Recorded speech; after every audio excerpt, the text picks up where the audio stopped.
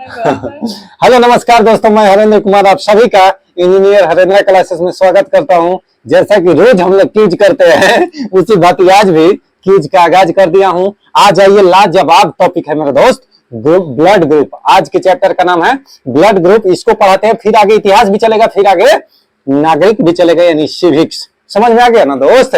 आइए तो तनी रंग में आ जाता। देखिए, रक्त समूह के खोज अगर बोलेगा ना कि रक्त समूह का खोज किसने किया था, तो लैंड स्टीनर ने। रक्त समूह का खोज किसने किया था? लैंड स्टीनर ने, यानी कार्ल लैंड स्टीनर ने खोज किया था। मानव में मुख्य रूप से 4 प्रकार के ब्लड ग्रुप पाए जाते हैं, यानी रक्त समूह का प्रकार के 4 प्रकार के, ठीक है, 4 प्रकार के रक्त समूह पाए जाते हैं। हालांकि कुल रक्त समूहों की संख्या 33 है। और इससे अगर मेनली 4 प्रकार के होता है, लेकिन अगर पूछेगा ना कि कुल रक्त समूहों की संख्या कितनी है, 33। याद रखेगा, एक नया चीज है दोस्त। आप लोग भी जानते होंगे कि ब्लड ग्रुप की संख्या 4 होती है, मेनली होता है। ऐसे टोटल ब्लड ग्रुपों की संख्या, यानी टोटल रक्त समूहों की संख्या अगर पूछ देगा ना तो 33 होता है, अर्थात 33 होता है। ठीक है, आइए, रक्त समूह के विभिन्नता के कारण आरबीसी में पाया जाने वाला ग्लाइकोप्रोटीन कह रहा है कि रक्त समूह की विभिन्नता के कारण आरबीसी में पाया जाने वाला ग्लाइकोप्रोटीन है, जिसे लैंड स्टीनर ने एंटीजन नाम दिया। क्या दिया? एंटीजन दिया, के कार्ल लैंड स्टीनर ने। क्या पाया जाता है वो? ग्लाइकोप्रोटीन, यानी आरबीसी में पाया जाने वाला ग्लाइको जो प्रोटीन है ना, उसी को लैंड स्टीनर ने एंटीजन नाम दिया। क्या दिया? एंटीजन। ठीक है, एंटीजन 2 प्रकार के होते हैं, antigen A and antigen B. ठीक, इसी के आधार पर, यानी इसी एंटीजन के आधार पर रक्त को 4 भागों में बांटा गया है। पूछेगा कि एंटीजन के आधार पर रक्त को कितने भागों में बांटा गया है? 4 भागों में। कौन कौन सा सर?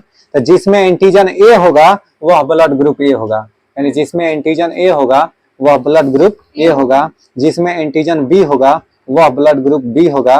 और जिसमें एंटीजन ए बी होगा वह ब्लड ग्रुप ए बी होगा। और जिसमें एंटीजन नहीं होगा वह ओ होगा। यानी एंटीजन के मतलब उसमें कोई भी रोगाणु मारक या कोई भी वैसा क्षमता नहीं है। ठीक है, वो क्या करेगा कि किसी को दे देगा। अगर एंटीजन अगर जिसमें नहीं हो ना तो किसी को ब्लड दे सकता है, इसीलिए ओ नेगेटिव। ओ ध्यान से देखिएगा, कौन सा ब्लड ग्रुप आदमी किसी को डोनेट कर सकता है, तो O minus, O negative, not O positive.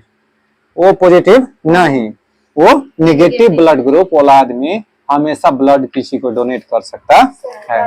कोई दिक्कत? हाँ। अब देखिए, रक्त में प्लाज्मा में भी एक प्रकार को प्रोटीन पाया जाता है, यानी रक्त के प्लाज्मा में एक प्रकार के प्रोटीन पाया जाता है जिसे एंटीबॉडी कहते हैं। जिसे क्या कहते हैं? एंटीबॉडी कहते हैं।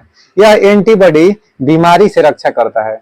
यह एंटीबॉडी क्या करता है? बीमारी से रक्षा करता है। ठीक है, एंटीबॉडी का निर्माण लिम्फोसाइट करता है। एंटीबॉडी का निर्माण कौन करता है? लिम्फोसाइट करता है। लिम्फोसाइट करता है। देखो, रक्त में प्लाज्मा नामक एक प्रोटीन पाया जाता है जिसे एंटीबॉडी कहते हैं। एंटीबॉडी बीमारी से रक्षा करता है। क्या करता है? इस एंटीबॉडी का निर्माण लिम्फोसाइट करता है। लिम्फोसाइट करता है। कोई दिक्कत है? लिम्फोसाइट करता है। अब यहाँ सवाल एक पूछता है दोस्त, ध्यान से सुनिएगा कि अगर जो बच्चा, नवजात बच्चा जन्म लेता है ना, तो सबसे पहले उसकी माँ का दूध पिलाया जाता है, क्योंकि उसकी माँ के दूध में एंटीबॉडी होती है। क्या होती है? एंटीबॉडी होती है, इसलिए उसकी माँ को दूध, माने बच्चा जन्म लेगा तुरंत उसकी माँ का दूध पिलाया जाता है, ताकि उस दौरान उसकी माँ के दूध में एंटीबॉडी की मात्रा क्या होती है? ज्यादा होती है। समझ गई कि ना बात? यानी रोग प्रतिरोधक क्षमता क्या होगा? उसमें अधिक बिल्डअप होगा। कोई दिक्कत है? आरएच फैक्टर क्या होता है? आरएच फैक्टर, इसकी खोज 1940 ईस्वी में लैंड स्टीनर तथा वीनर ने किया था। आरएच फैक्टर के आविष्कार कहेगा या खोज किसने किया था? 1940 ईस्वी में लैंड स्टीनर तथा वीनर ने किया था। यह एक विशेष प्रकार के एंटीजन होता है। यह एक विशेष प्रकार का एंटीजन होता है जिसे सबसे पहले रीसस नामक, किस पर? रीसस नामक बंदर में देखा गया था। यानी इस एंटीजन को सबसे पहले रीसस नामक बंदर में देखा गया था, अतः इसे आरएच कहते हैं। इसे क्या कहते हैं? आरएच कहते हैं। ठीक है, अतः इसे आरएच कहते हैं। जिसमें यह आरएच उपस्थित रहता है उसे आरएच पॉजिटिव, जिसमें यह आरएच उपस्थित रहता है उसे क्या कहते हैं? RH positive. और जिसमें यह आरएच नहीं पाया जाता है उसे आरएच नेगेटिव कहते हैं। यानी कहने का मतलब बाबू कि जिसमें आरएच फैक्टर उपस्थित रहता है उसे आरएच पॉजिटिव कहते हैं, और जिसमें आरएच नहीं पाया जाता है उसे क्या कहा जाता है, RH निगेटिव कहते हैं। कोई दिक्कत है? भारत में 95% लोग यानी 95% लोग RH निगेटिव है, RH निगेटिव है, जबकि यूरोप के 70 से 80% लोग वहाँ के RH पॉजिटिव है। RH यहाँ यानी वहाँ यूरोप में सबसे ज्यादा RH पॉजिटिव वाले हैं लोग, और यहाँ पर हम लोग के यहाँ RH निगेटिव वाले। कोई दिक्कत? यानी RH निगेटिव RH पॉजिटिव का मतलब समझ गया ना, कि जिसमें RH पॉजिटिव RH पाया जाएगा उपस्थित होगा वो RH पॉजिटिव है, जिसमें RH नहीं पाया जाएगा उसको क्या कहेंगे, RH निगेटिव। ठीक। अब रक्त का आधान यानी transformation of blood, transfusion of blood कहने का मतलब है कि रक्त का आदान प्रदान करना यानी रक्त डोनेट करना। कोई दिक्कत है? जब किसी व्यक्ति को बाहर से रक्त दिया जाता है तो उसे रक्त का आधान कहते हैं। पूछ देगा कि रक्त का आधान किसे कहते हैं, यानी डोनेट करना, देना का मतलब आधान होता है। ठीक है, आधान।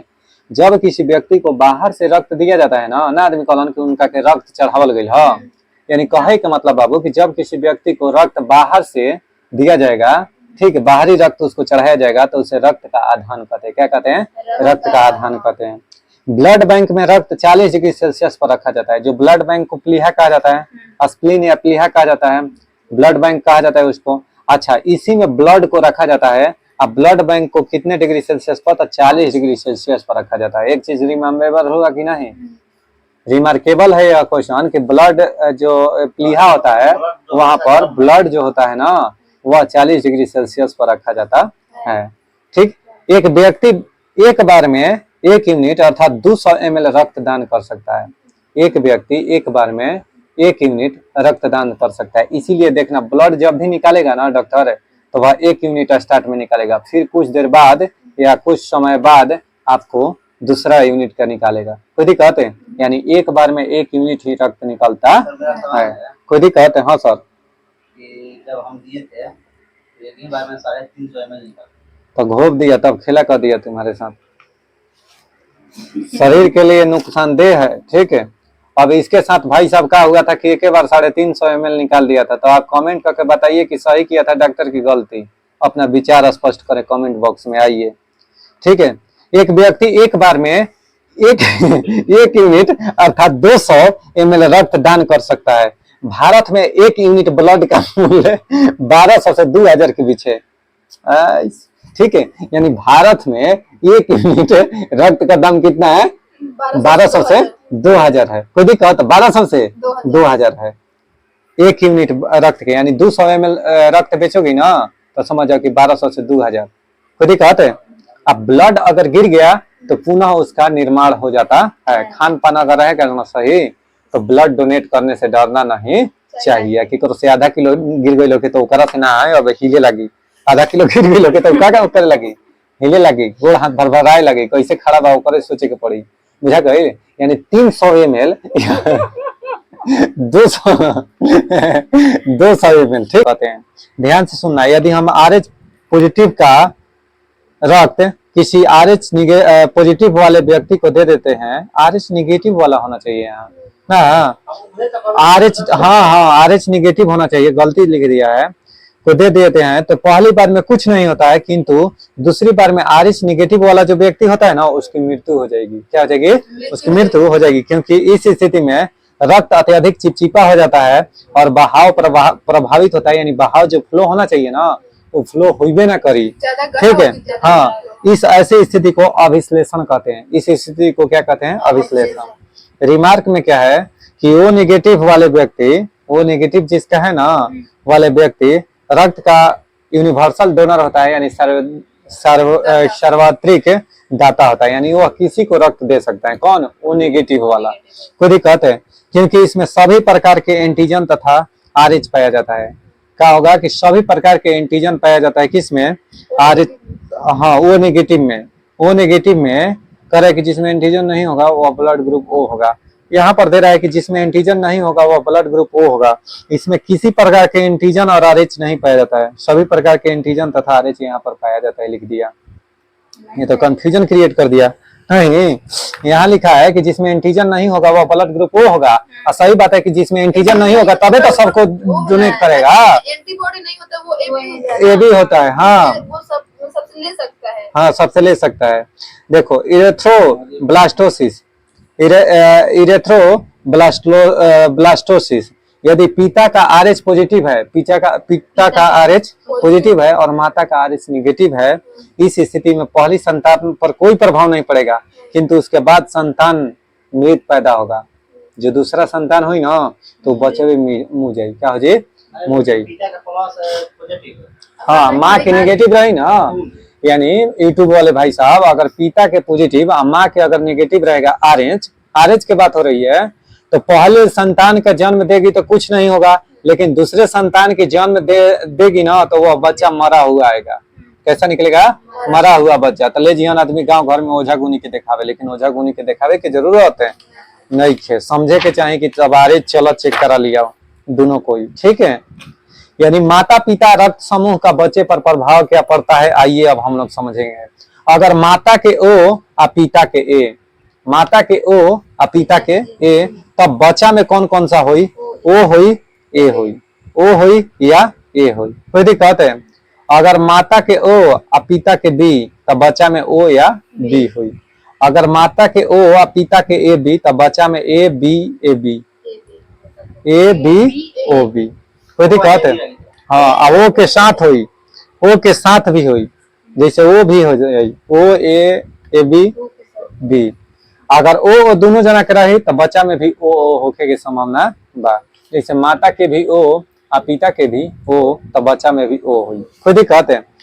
अगर माता में ए और पिता में ए, तब बच्चा में ए और कॉमा ओ दोनों होगा, कोई दिक्कत है। अगर माता में बी और बच्चा में बी, माता में है पिता में है, मतलब अगर माता में बी और पिता में बी, तब बच्चा में बी कॉमा ओ, तब बच्चा में बी और ओ। अगर माता में ए बी और पिता में भी ए बी, तब जाके बच्चा में ए बनी कॉमा बी और कॉमा ए बी, यानी या तो ए बनी बी बनी या ना तो ए बी बनी, फिर कहते हैं। अगर माता के ए और पिता के ए बी, तब बच्चा में A comma B comma A B, यानी ए बी वाला जहां आ गई तो समझ आ कि ए बी, खुद ही कहते हैं। ए और बी आ जाएगा ना, मान लो माता के ए और पिता के बी, तब बच्चा में हो जी ए बी ओ सब हाजी, यानी अगर माता में ए और पिता में बी, तो बच्चा में ए बी और ओ भी बन जाए, कोई दिक्कत है। तो ये एक्सेप्शन में याद रखना है, कोई दिक्कत है। बॉम्बे ब्लड ग्रुप याद रखना, यह एक विशेष प्रकार का रक्त समूह है जो 40 लाख लोगों में से किसी एक में पाया जाता है। इसमें एंटीजन ए बी ओ होता है, इसमें एंटीजन ए बी ओ होता है। इसकी खोज 1952 में बम्बई में डॉक्टर वाईजी बेंडे ने किया था, वाईजी बेंडे ने किया था, इसलिए इसे बॉम्बे ब्लड ग्रुप कहा जाता है, खुद ही कहते। आइए दोस्त, आज हम लोग आगे चर्चा करते हैं। चर्चा बिना खर्चा के हो रहा है। आइए देखिए, मिजाज थोड़ा सा बनाइए। आइए तो हम लोग बढ़ते हैं। जमहाई आ रहा है क्या? आज हम लोग पढ़ते हैं राज्य विधानमंडल एवं मंत्री परिषद, यानी राज्य के अंदर जो विधानमंडल होता है ना भाई साहब, यानी विधानसभा और विधान परिषद, उसी के बारे में आज चर्चा करेंगे। ठीक है मेरे दोस्त हैं, आइए तो बनते हैं वीडियो में लगातार। आइए करें कि विधानसभा यानी लेजिस्लेटिव असेंबली इसको कहते हैं, क्या कहते हैं? Legislative assembly. इसके सदस्यों को कहते हैं एमएलए, यानी member of legislative assembly. MLA का मतलब member of legislative assembly, MP मतलब मेंबर ऑफ पार्लियामेंट यानी सांसद, मेंबर ऑफ पार्लियामेंट अर्थात सांसद। कोई दिक्कत बाबू? आइए बढ़ते हैं। करे कि विधानसभा लेजिस्लेटिव असेंबली क्या होता है, तो संविधान के भाग 6 के अंतर्गत अध्याय 3 में अनुच्छेद 168 से 212 तक राज्यों के विधानमंडल के बारे में उल्लेख है। राज्यों के विधानमंडल के बारे में उल्लेख है। कौन कौन हो, तो संविधान के भाग 6 के अंतर्गत अनुच्छेद अध्याय 3 में अनुच्छेद 168 से 212, अनुच्छेद 168 से 212 में विधानसभा के बारे में जिक्र है। ठीक, देखो करे के अनुच्छेद 168 के अनुसार राज्य विधानमंडल का गठन विधान परिषद, विधानसभा और राज्यपाल को मिलाकर होगा। कह रहा है कि अनुच्छेद 168 के अनुसार राज्य विधानमंडल का गठन जो है ना, राज्य विधानमंडल का गठन विधान परिषद कैमरा मास्टर थोड़ा सा कैमरा कट है, देखो ठीक। अब देखिए अनुच्छेद 168 के अनुसार, अनुच्छेद 168 के अनुसार पूछेगा कि क्या इसमें है, तो अनुच्छेद 168 के अनुसार राज्य विधानमंडल का गठन, राज्य विधानमंडल का गठन विधान परिषद, विधानसभा और राज्यपाल को मिलकर होगा। यानी राज्य विधानमंडल का अगर गठन कही ना, तो विधानसभा, विधान परिषद और राज्यपाल तीनों के मिलने से विधानमंडल का निर्माण होगा, अनुच्छेद 168 में कहा गया है। ठीक है, कह कि प्रत्येक राज्य में विधायी कार्यों के संपादन के लिए विधानसभा का प्रावधान किया गया है। अनुच्छेद 170 के अनुसार प्रत्येक राज्य की विधानसभा उस राज्य में प्रादेशिक निर्वाचन क्षेत्रों में प्रत्यक्ष निर्वाचन द्वारा चुने गए अधिक से अधिक 500 और कम से कम 60 सदस्यों से मिलकर बनेंगी। यानी अधिक से अधिक वो राज्य में विधानसभा के सीटों की संख्या 500 होना चाहिए और कम से कम 60। यानी कहने का मतलब है कि कहीं भी किसी भी राज्य में अधिकतम सीटों की संख्या, विधानसभा की सीटों की संख्या कितना 500 और न्यूनतम कितना 60, कितना न्यूनतम 60। यही देखना, अगर पूछ देगा ना विधान परिषद में, किसमें, विधान परिषद में, तो न्यूनतम संख्या कितना 40। अरे कान में मच्छर ढुक गया भाई साहब, कान में मच्छर ढुक गया, इसके लिए माफी चाहता हूँ। ठीक है, तो अनुच्छेद कितना में, अनुच्छेद विधान परिषद में सदस्यों की संख्या, न्यूनतम संख्या कही तो 40, न्यूनतम संख्या 40, और विधानसभा के सदस्यों की अधिकतम संख्या कहेगा तो उस राज्य में स्थित विधानसभा के कुल सदस्यों की 1/3 होता है। यानी विधान परिषद के सदस्यों की अधिकतम संख्या उस राज्य में विधानसभा में स्थित या विधानसभा के कुल सदस्यों के 1/3 से अधिक नहीं हो सकती अधिकतम सीट, और न्यूनतम 40, न्यूनतम 40। अब आइए, कह रहा है कि अपवाद में है, अपवाद में राज्य में सिक्किम है जहाँ की 32 है, और मिजोरम एवं गोवा है जहाँ की 40-40 है कि विधानसभाएं 60 से कम है। यानी कौन कौन अपवाद में है, सिक्किम है, मिजोरम और गोवा है। सिक्किम में 32 है विधानसभा की सीट, हमेशा पेपर में पूछता है, और गोवा मिजोरम में 40-40 है। इसके अतिरिक्त पुदुचेरी संघराज्य क्षेत्र में विधानसभा के 30 सदस्य निर्वाचित तथा 3 सदस्य केंद्र सरकार द्वारा मनोनीत होते हैं। सबसे बड़ी विधानसभा उत्तर प्रदेश की है, जहाँ पर कितने लोकसभा की ये थी, विधानसभा की सीटें हैं 400, इसमें 403 दिया है। ठीक है, 403, यानी वहां के विधानसभा की सीटें कितनी है, 403। ठीक है, कहता कि राज्य विधानसभाओं के निर्वाचन का संचालन भारत का निर्वाचन आयोग करता है। कौन करता है, भारत का निर्वाचन आयोग करता है। निर्वाचन अनुच्छेद 170 के 2 के अनुसार प्रत्येक राज्य को विधानसभा निर्वाचन हेतु प्रादेशिक निर्वाचन क्षेत्रों में ऐसी रीति से विभाजित किया जाता है कि प्रत्येक निर्वाचित क्षेत्र की जनसंख्या को उस राज्यों में आवंटित किया जाता है। यानी विधानसभा की सीटों की संख्या जनसंख्या के अनुपात में बांटा जाता है। ठीक, देखो अनुच्छेद 84वें संविधान संशोधन अधिनियम 2001 के अनुसार राज्य विधानसभाओं की सीटों की संख्या, जो कि वर्तमान 1971 की जनगणना पर आधारित है, वर्ष 2026 के पश्चात होने वाली पहली जनगणना तक सुसंगत आंकड़े प्रकाशित होने तक यही रहेगी। यानी कहने का मतलब है कि 84वें संविधान संशोधन 2001 के अनुसार ऐसा नियम बनाया गया है कि 2026 तक कोई भी विधानसभा की सीट में परिवर्तन नहीं किया जाएगा, यानी बढ़ाया या घटाया नहीं जाएगा। कब तक, 2026 तक। कौन संविधान संशोधन, 84वां संविधान संशोधन कब, 2001 में, 2001 में। कोई दिक्कत है? आइए, जम्मू और कश्मीर पुनर्गठन अधिनियम 2019 की धारा 14 के 3 के तहत जम्मू कश्मीर में विधानसभा की कुल सदस्य संख्या 107 है। कितना है, 107 है, जबकि 24 सीटें पाकिस्तान द्वारा अधिकृत पीओके पाक ऑक्युपाइड कश्मीर के लिए फिक्स है। कहेगा कि जम्मू कश्मीर में कुल विधानसभा की सीटों की संख्या 107 है, जिसमें केवल कहेगा कि पाक अधिकृत कश्मीर यानी पीओके के लिए कितना है, तो 24 सीटें है। कोई दिक्कत है? कह रहा है कि वर्तमान में जम्मू कश्मीर विधानसभा में कुल निर्वाचित सदस्यों की संख्या 83 प्रावधानित है। यानी जम्मू कश्मीर में कहेगा कि विधानसभा के कुल निर्वाचित सदस्यों की संख्या कितना, 83 प्रावधानित है, जिसे परिसीमन के आयोग ने बढ़ाकर 90 कर दिया गया है। कब कितना कर दिया गया, 90 किया गया है, जो कि जम्मू कश्मीर पुनर्गठन अधिनियम 2019 की धारा 60 में किया गया है। 60 में परिवर्तन करके इसमें क्या किया गया है कि 90 गो कुल सीट कर दिया गया है 83 से। कोई दिक्कत है, विधानसभा के कुल संख्या।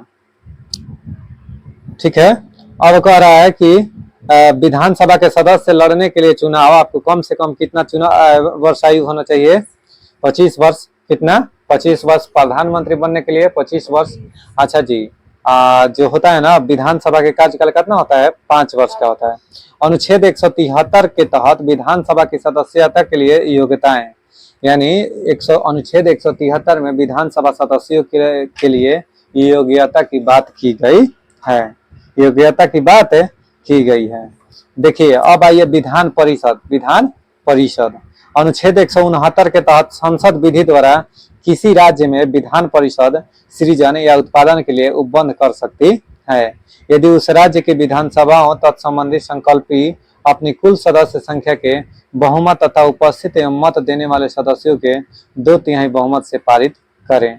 अनुच्छेद 171 के तहत विधान परिषदों के गठन का प्रावधान किया गया है। विधान परिषद के गठन का प्रावधान अनुच्छेद 171, जबकि अनुच्छेद 170 के तहत संसद विधि द्वारा किसी राज्य में विधान परिषद का सृजन या उत्पादन के लिए उपबंध कर सकते हैं, यानी संसद गठित या उपबंध कर सकती हैं, आपको व्यवस्था बना सकती हैं अनुच्छेद 169 के तहत। लेकिन अनुच्छेद 171 में कहा गया है कि विधान परिषदों के गठन का प्रावधान किया गया है, यानी 171 में विधान परिषद के गठन का प्रावधान किया गया है। जैसे पूछेगा बच्ची, पूछेगा कि सर्वोच्च न्यायालय के गठन कब है? सर्वोच्च न्यायालय के अनुच्छेद 214 में किसका गठन है? हाई कोर्ट के। तो हाई कोर्ट का एक सभी राज्यों के लिए हाई कोर्ट होगा अनुच्छेद 214 में, लेकिन 216 में कहा गया है, 216 में कि हाई कोर्ट का गठन, हाई कोर्ट का 115 में कहा गया है कि हाई कोर्ट के लिए निर्वाचित सदस्यों के, यानी हाई कोर्ट के सदस्यों के, यानी उच्च न्यायालय के सदस्यों की नियुक्ति अनुच्छेद 117 सॉरी अनुच्छेद 115 खुद ही कहते हैं 215 में तो हाई कोर्ट एक अभिलेख न्यायालय है ना, 215 में हाई कोर्ट, हाई कोर्ट के गठन 216 217 में नियुक्ति है, यानी 215 में हाई कोर्ट एक अभिलेख न्यायालय है, जबकि इसमें सुप्रीम कोर्ट एक अभिलेख न्यायालय अनुच्छेद 129। 215 में तो ये हो गया हाई कोर्ट का, हाई कोर्ट एक अभिलेख न्यायालय है। अनुच्छेद 216 में हाई कोर्ट के सदस्यों के ना, हाई कोर्ट के गठन, हाई कोर्ट का गठन अनुच्छेद 217 में किसका जिक्र किया गया है? तो अनुच्छेद 217 में किया गया है किसका? हाई कोर्ट के सदस्यों की नियुक्ति का। कोई दिक्कत है? आइए, तो कह रहा है कि विधान परिषद में सदस्यों की संख्या 1/3 से अधिक नहीं हो सकती है और 40 से कम नहीं हो सकती है, 40 से कम नहीं हो सकती है, और उस राज्य में उपस्थित विधानसभा के कुल सदस्यों के 1/3 से अधिक नहीं हो सकती है। कोई दिक्कत है?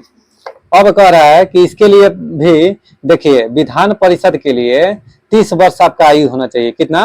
30 वर्ष। विधान परिषद सदस्य के निर्वाचित होने के लिए 30 वर्ष का आयु होना चाहिए, जबकि विधानसभा सदस्य के लिए 25 वर्ष की आयु होना चाहिए। कोई दिक्कत है? कह रहा है कि विधान परिषद का जो है ना बच्चे, इसका गठन किसके द्वारा होता है? यानी विधान परिषद, किसी भी राज्य में विधान परिषद कब गठित होगा? जब वहां के विधानसभा द्वारा 2/3 बहुमत से पारित होकर संसद में भेजा जाएगा और सांसद सदस्यों द्वारा वहां विधान परिषद का गठन किया जाएगा। समझ में आ गया ना बच्ची? कह रहा है का अनुच्छेद, ये तो छोड़ दो, कह रहा है का अनुच्छेद 190 के 4 के तहत राज्य विधानमंडल का कोई सदस्य सदन की बैठकों से बिना अनुमति के लगातार 60 दिनों तक अनुपस्थित रहता है तो उसकी सदस्यता समाप्त कर दी जाती है। यही देखो, 60 दिन तक सांसद होके, चाहे विधान परिषद होके, चाहे विधानसभा होके, कहीं भी आप बिना किसी सूचना के, यानी लिखित पत्र या कोई सूचना बिना दिए आप 60 दिन तक अब्सेंट रह जाइएगा तो आपकी सदस्यता क्या हो जाएगी? समाप्त हो जाएगी। कोई दिक्कत है? अब आइए तो कुछ हम लोग पढ़ते हैं हिस्ट्री की ओर। क्या पढ़ते हैं? हिस्ट्री की ओर। ठीक, आइए दोस्त, इतिहास में आज हम लोग सामाजिक, आर्थिक, धार्मिक आंदोलन के बारे में चर्चा करेंगे। इसके बारे में सामाजिक, आर्थिक, धार्मिक के बारे में चर्चा करेंगे। सुनिएगा ध्यान से, गौर फरमाइएगा। राजा राममोहन राय प्रथम भारतीय थे जिन्होंने सबसे पहले भारतीय समाज में व्यापक बुराइयों के विरुद्ध आंदोलन चलाया। ठीक, पुनर्जागरण का जनक भारत में किसे कहा जाता है? तो राजा राममोहन राय को। 1828 में ब्रह्म समाज की स्थापना किसने किया था? राजा राम मोहन राय ने। राजा राम मोहन राय के 3 पुस्तक था, एगो ब्रह्म क्रॉनिकल जो कि अंग्रेजी भाषा में, संवाद कौमुदी जो कि बंगाली भाषा में, और एक था फारसी भाषा में, एक पत्रिका था, ठीक है, उनका एक फारसी भाषा में, हाँ, मीरात उल अखबार। मीरात उल अखबार जो था ना वो फारसी भाषा में था। ये तीनों जो है ना दोस्त बहुत इंपॉर्टेंट है, ठीक है। इस तीनों को आराम से आप ध्यान दीजिएगा कि कौन किस में प्रकाशित हुआ था, भाषा भी पूछ देता है, ठीक है। आइए, कह रहा है कि भारतीय राष्ट्रवाद का पैगंबर, अतीत और भविष्य के मध्य सेतु, और भारतीय राष्ट्रवाद का जनक, आधुनिक भारत का पिता, और प्रथम आधुनिक पुरुष तथा युगदूत कहा गया। इनको इतना उपाधि दिया गया, यानी राजा राम मोहन राय को प्रथम आधुनिक पुरुष कहा गया, आधुनिक भारत का पिता। देखिए, भारत का पिता महात्मा गांधी, तोनी सा घुमा देगा ना कि आधुनिक भारत का पिता किसे कहा जाता है, तो राजा राम मोहन राय को। राष्ट्रवाद का जनक राजा राम मोहन राय 1828 में ब्रह्म समाज की स्थापना किए थे, और 1815 ईस्वी में इसने क्या किया था कि हिंदू धर्म के एकेश्वरवादी मत का प्रचार करने के सहयोग में आत्मीय सभा की स्थापना किए थे। पूछेगा कि आत्मीय सभा की स्थापना 1815 में किसने किया था, तो राजा राम मोहन राय। 1815 में किसने किया था? राजा राम मोहन राय ने किया था। कोई दिक्कत है? कह रहा है कि देवेंद्रनाथ टैगोर ने राजा राम मोहन राय के विचारों के प्रसार के लिए 1839 में तत्वबोधिनी सभा की स्थापना किया था। यानी तत्वबोधिनी सभा की स्थापना 1839 में किसने किया था, तो देवेंद्रनाथ टैगोर। यानी प्रथम आईसीएस परीक्षा पास करने वाले कौन थे? रविंद्रनाथ टैगोर के भाई कौन थे? सत्येंद्रनाथ टैगोर। कोई दिक्कत है? अच्छा, दूसरा कहेगा तो बिना ताज का बादशाह किसे? सुरेंद्रनाथ बनर्जी, बिना ताज का बादशाह, उन्हीं को कहा जाता है। यानी दूसरा आईसीएस परीक्षा पास करने वाले कौन थे? तो सुरेंद्रनाथ बनर्जी, जिसको बिना ताज का बादशाह कहा जाता है। कोई दिक्कत है? कह रहे कि ब्रह्म समाज हो गया। अब कह रहे कि जिस पर आधुनिक पाश्चात्य यानी विचारधारा का बहुत प्रभाव पड़ा ब्रह्म समाज के, ठीक है भाई। देखो, मुगल बादशाह अकबर द्वितीय ने राजा राम मोहन राय को राजा की उपाधि दिया था। यानी मुगल बादशाह अकबर द्वितीय ने राजा राम मोहन राय को राजा की उपाधि दिया था। कहेगा कि देखो, इंग्लैंड के ब्रिस्टल में 1833 में राजा राम मोहन राय की मृत्यु हो गई थी। राजा राम मोहन राय की मृत्यु कब हुई थी? 1833 में। ब्रिस्टल कहाँ हो? तो इंग्लैंड में यानी ब्रिस्टल में राजा राम मोहन राय की मृत्यु 1833 ईस्वी में हो गई थी। ठीक। शिक्षा के क्षेत्र में राजा राम मोहन राय ने अंग्रेजी शिक्षा के पक्षधर थे। तो इसीलिए पूछा जाता है कि लॉर्ड मैकाले की अनुशंसा पर लगा रहे ना भारत में, तो इसमें सहयोग कौन दिए थे? तो राजा राम मोहन राय। अंग्रेजी शिक्षा फैलाने में भी राजा राम मोहन राय का अहम योगदान था। कोई दिक्कत है? कोई डाउट? देखो, रामकृष्ण परमहंस की शिक्षाओं पर व्याख्या को करने का श्रेय स्वामी विवेकानंद को जाता है। ठीक है, स्वामी विवेकानंद इस नवीन हिंदू धर्म के प्रचारक थे। यानी नवीन हिंदू धर्म के प्रचारक कौन थे? तो कौन? स्वामी विवेकानंद। 1893 ईस्वी में स्वामी विवेकानंद शिकागो अमेरिका गए थे। वहीं पर इन्होंने भाषण दिया और इन्हें तूफानी हिंदू कहा गया। क्या कहा गया? तूफानी हिंदू। कोई दिक्कत है? पार्लियामेंट ऑफ रिलीजन यानी विश्व धर्म संसद में अपना सुप्रसिद्ध भाषण दिया। सुभाष चंद्र बोस ने उनके बारे में कहा था, जहां तक बंगाल का संबंध है, हम विवेकानंद को आधुनिक राष्ट्रीय आंदोलन का आध्यात्मिक पिता कह सकते हैं। यानी कहने का मतलब है कि ये ऐसा भाषण दिए, ऐसा अट्रैक्टिव भाषण दिए कि सुभाष चंद्र बोस उस भाषण को सुनकर कहने लगे कि जहां तक बंगाल का संबंध है, हम विवेकानंद, स्वामी विवेकानंद बंगाल से थे। कहाँ से थे? बंगाल से। तो ये सुभाष चंद्र बोस का है। सुभाष चंद्र बोस का जन्म जबकि कटक उड़ीसा में हुआ था, तब ये क्या कहे कि जहां तक बंगाल का संबंध, हम विवेकानंद को आधुनिक राष्ट्रीय आंदोलन का आध्यात्मिक पिता कह सकते हैं। रामकृष्ण मिशन की स्थापना भी किसने किया था? स्वामी विवेकानंद। कब किया था? तो 1897 ईस्वी में। यानी रामकृष्ण मिशन की स्थापना कब किया था? 1897 में। और किसने किया था? तो स्वामी विवेकानंद ने। 1897 ईस्वी में ही रामकृष्ण मिशन की स्थापना स्वामी विवेकानंद ने किया था। रामकृष्ण मिशन की स्थापना क्या किया था? स्वामी विवेकानंद ने। 1897 में कहला सुभाष चंद्र बोस के जन्म हो गए। तो इनका जन्म तो देख लेंगे, ठीक है, गड़बड़ा नहीं जाएगा। जब उनका जन्म होगा बाजी आ इनका धर्म सम्मेलन तो जन्म लेते बोल दिहन कि ना तो वैसा बड़ा सोच के देखो। देखो मूल शंकर यानी स्वामी दयानंद सरस्वती 1897 में जन्म हुआ था सुभाष चंद्र बोस के। तो 1897 में रामकृष्ण मिशन की स्थापना हुआ था। कोई दिक्कत है? आइए इस पर डिस्कस किया जाएगा। देखो मूल शंकर यानी स्वामी दयानंद सरस्वती का जन्म हुआ था, यानी सॉरी मूल शंकर के नाम से किसे, स्वामी दयानंद सरस्वती का वास्तविक नाम क्या था? मूल शंकर का जन्म 1824 ईस्वी में गुजरात में हुआ था। कहाँ पर? गुजरात में हुआ था, मोरबी में, गुजरात के मोरबी में 1824 ईस्वी में किसका जन्म हुआ था? तो मूल शंकर यानी स्वामी दयानंद। स्वामी दयानंद सरस्वती का वास्तविक नाम मूल शंकर, जबकि स्वामी विवेकानंद के वास्तविक नाम क्या रहे? नरेंद्रनाथ दत्त। कोई दिक्कत है?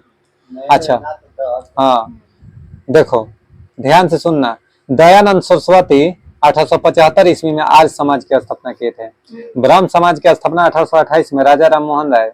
अगर कहेगा कि इसका रामकृष्ण मिशन की स्थापना 1897 में स्वामी विवेकानंद, और कहेगा कि इसका आर्य समाज की स्थापना 1875 में किसने? तो स्वामी दयानंद सरस्वती। और स्वामी दयानंद सरस्वती ने ही कहा था क्या? वेदों की ओर लौटो। वेदों की ओर लौटो कथन किसका है? स्वामी दयानंद सरस्वती का है। अच्छा, इसने 1875 में आर्य समाज की स्थापना की, जिसका मुख्य उद्देश्य था प्राचीन वैदिक धर्म की शुद्ध रूप से पुनः स्थापना करना था। कोई दिक्कत है? देखो 1877 ईस्वी में आर्य समाज का मुख्यालय लाहौर में स्थापित किया गया। 1877 में इसका जो मुख्यालय था, यानी इसका आर्य समाज का मुख्यालय कहाँ स्थापित किया गया? लाहौर में स्थापित किया गया, जिसके उपरांत आर्य समाज का अधिक प्रचार हुआ। आर्य समाज का अधिक प्रचार हुआ। ठीक है सर। शुद्ध वैदिक परंपरा में विश्वास के चलते स्वामी जी ने यानी स्वामी दयानंद सरस्वती ने पुनः वेदों की ओर लौटो का नारा दिया था। यानी वैदिक परंपरा में विश्वास के लिए, ध्यान से सुनिएगा, पूछ देगा पेपर में कि जो स्वामी दयानंद सरस्वती थे उन्होंने पुनः वेदों की ओर लौटो क्यों कहा था? तो शुद्ध वैदिक परंपरा में विश्वास चलने के लिए। कोई दिक्कत? और देखिए स्वामी दयानंद सरस्वती को उनके धार्मिक सुधार प्रयासों के कारण भारत का मार्टिन लूथर किंग कहा जाता है। भारत का मार्टिन लूथर किंग किसे कहा जाता है? स्वामी दयानंद सरस्वती को। स्वामी दयानंद सरस्वती को भारत का मार्टिन लूथर किंग कहा जाता है क्योंकि धार्मिक सुधार करने के कारण है। कोई दिक्कत है? अच्छा जी, 1892 से 93 ईस्वी में आर्य समाज दो गुटों में बट गया। स्थापना 1875 में, 1892 से 93 ईस्वी में क्या हुआ कि यह दो गुटों में बट गया। एक गुट पक्षपात शिक्षा का समर्थन था, दूसरा गुट पक्षपात शिक्षा का विरोधी था। यानी दो पक्ष में बट गया, एगो शिक्षा का विरोधी था, एगो शिक्षा का समर्थक था। ठीक है सर। अच्छा, 1902 इन लोगों ने क्या किया कि 1902 ईस्वी में गुरुकुल की स्थापना किया था। कौन? तो आर्य जो लोग थे ना, इन्होंने 1902 में गुरुकुल की स्थापना किया गया था। तो पूछ देगा कि गुरुकुल की स्थापना किसके द्वारा किया गया था? तो आर्यों के द्वारा। कोई दिक्कत है? 1902 ईस्वी में गुरुकुल की स्थापना हुआ